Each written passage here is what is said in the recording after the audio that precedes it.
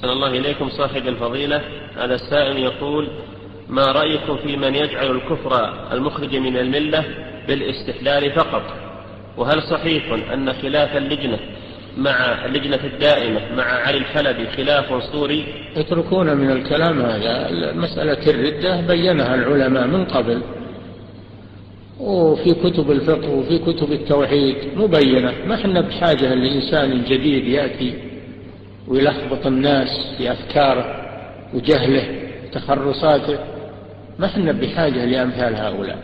يكفينا قول علمائنا وما دونوه في الكتب الصحيحة من كتب الفقه وكتب العقيدة.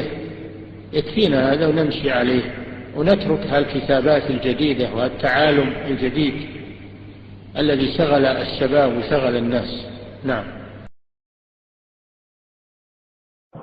يقول فضيلة الشيخ وفقكم الله: تكلمتم عن ظهور ظاهرة الإرجاء، وقد سمعنا أن اللجنة الدائمة قد تراجعت عن نقدها لكتاب الحلبي وشكري، وأن الحلبي قد قام بزيارة اللجنة وأبان أن الخطأ في هذه الفتوى، فهل هذا صحيح؟ هذا كذب كله.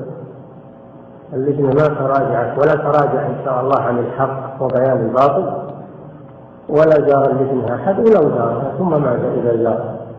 اللجنة ما تتراجع عن الحق أبدا، بل الواجب أنه هو اللي تراجع عن الباطل ويتوب إلى الله عز وجل. نعم.